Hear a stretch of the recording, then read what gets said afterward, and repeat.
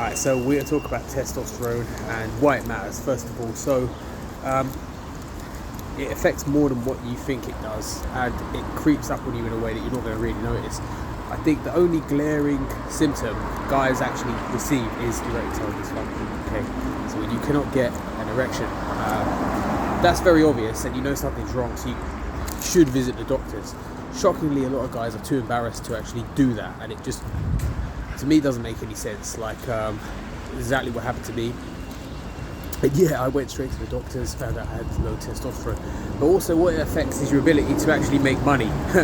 So that is very big, because obviously you need money to survive. So how it affects your ability to make money is like this. You can get by, sure, but if you actually want to go on your own, think about how to start a business, or think about how to improve the business you work in, or you want to work on your physique, work on your health, you're not really going to have the energy needed if your hormone levels are out of whack and you actually feel like you're on kind of low battery all the time.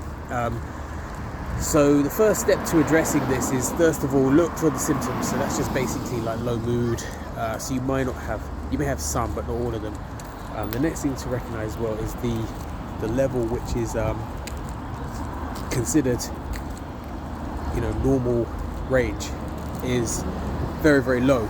So you may well go to the GP, they check your levels, and if you're within this low range, which is like, I don't know, it's sort of normal for like an 85-year-old male, they'll say you're fine, and maybe you should get an antidepressant or something. It's not going to help you, okay? So the better thing to do, guys, if you obviously, first thing to do is to go to the GP, because if your levels are very, very low, they will treat you. That's what happened to me, because my levels were super low.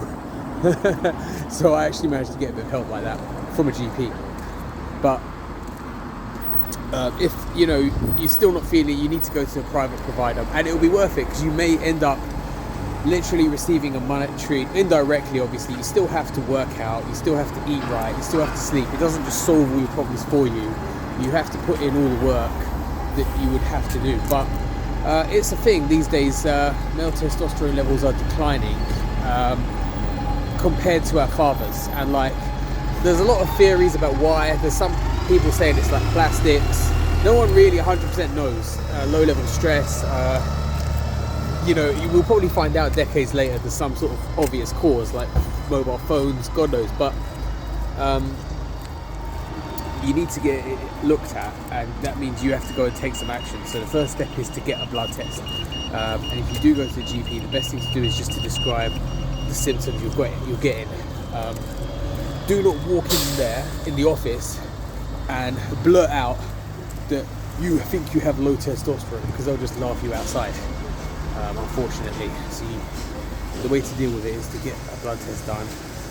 Generally on that panel, one of the things that they're going to look for is your test level. Alright, so get checked out, it's worth it. And if you want any more questions about the subject, I'm on TRT myself, so I can help you out. Peace out.